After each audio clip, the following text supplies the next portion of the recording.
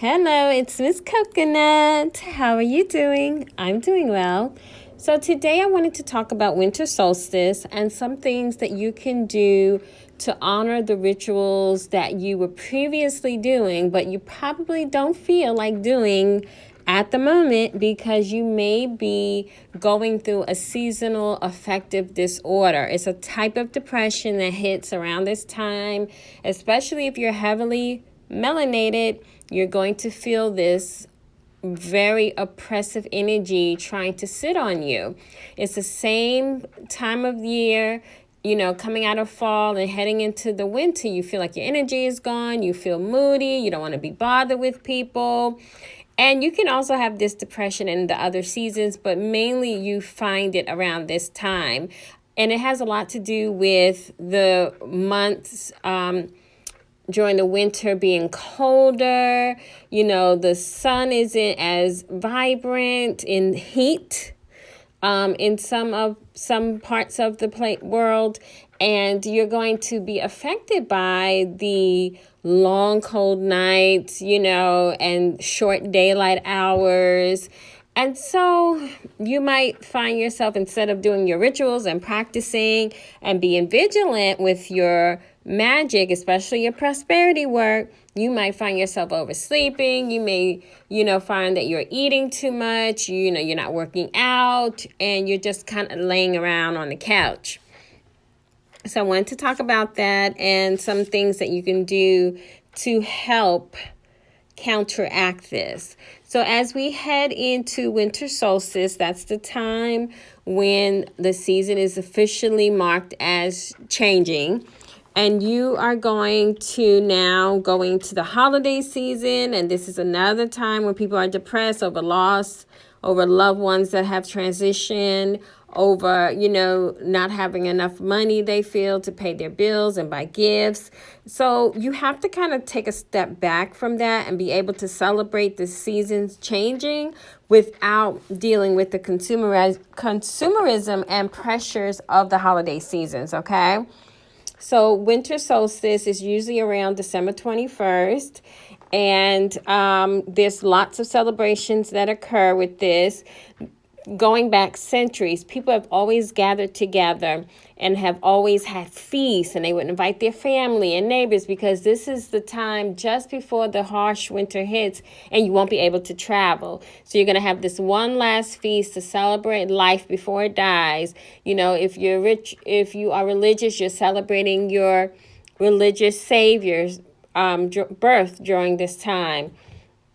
This is a time to make sure the house is shored up, okay? So the house is protected. You've painted, you've patched the holes, you've plugged up the window sills. So you've done all of this thing in preparation to bundle down for the cold, harsh winter that are coming. So you did your oils, you stored up the fat, you got your freezer stocked, right? These are all the physical things, but there are some spiritual things you can do as well. First thing I'm going to suggest is that you buy candles. It don't have to be the candles that you light physically, or it can be. It's up to you. But you can also get the flameless candles. I love those. I have a lot of those in my house.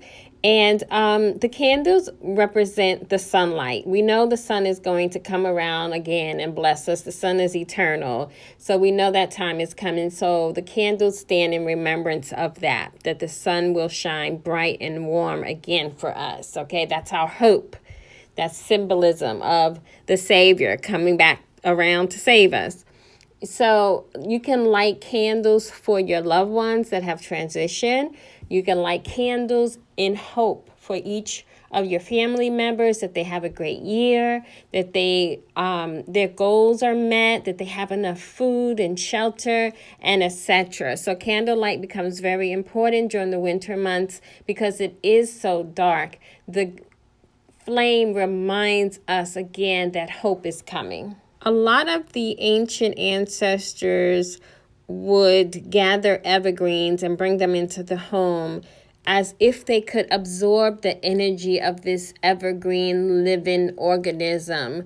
And it was symbolic of the fact that abundance would come again. So consider bringing in live plants, or go outside like I do and clip off these evergreens and berry bushes, set them in water, and they will last a long time like that. Not only is it decorative, but it is also bringing in the spirit of the evergreen tree, which is known for prosperity, security, protection, and abundance.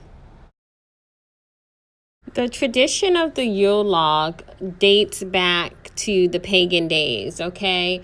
They would cut down, they would first select, it was a very auspicious occasion. They would go out and select the best evergreen they could find. They would chop it down, bring it into the home.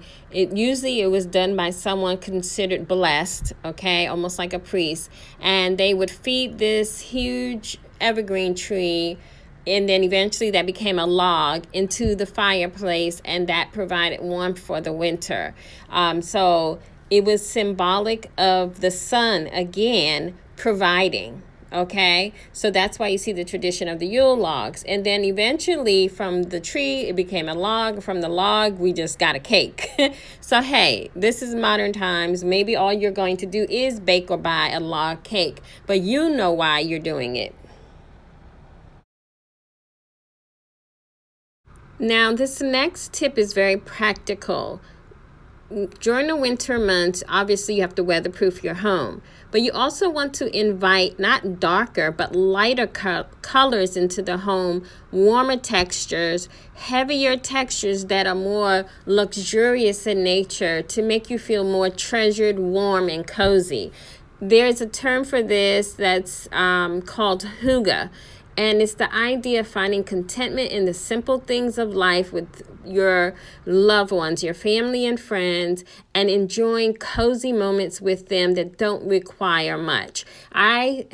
This is my living room. I'm showing you like pillows that I love and a throw that I love, and it makes us feel warm, and everyone smiles when they come into the living room. So you want to create moments for yourself in the home where everything is cozy. So this is time now to go get some winter throws and the cashmere and the wool and the 100% cotton and the pom-pom throws and the big fuzzy pillows, okay? All to help you feel snuggled and cocooned. Have that last hurrah with your family and friends.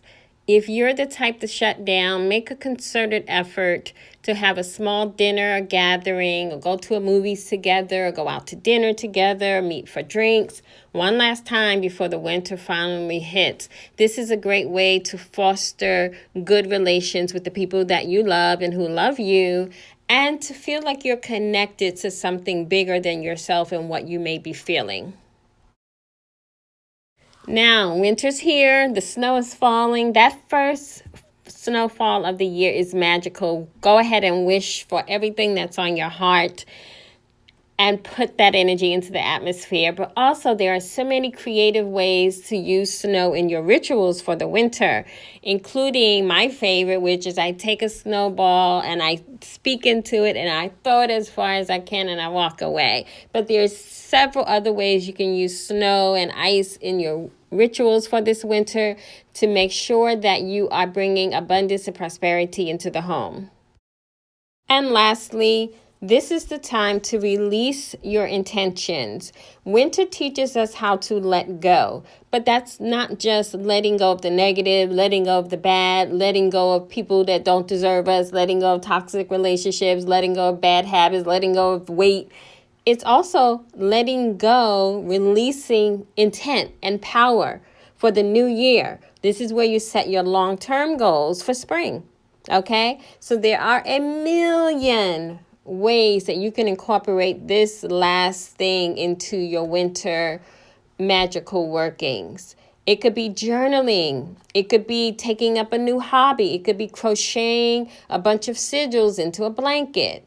The list is endless. All you have to do is pursue it, and it will show you everything that you need to get through these winter months feeling blessed and abundant and prosperous. Thank you for listening to me today. That's my time.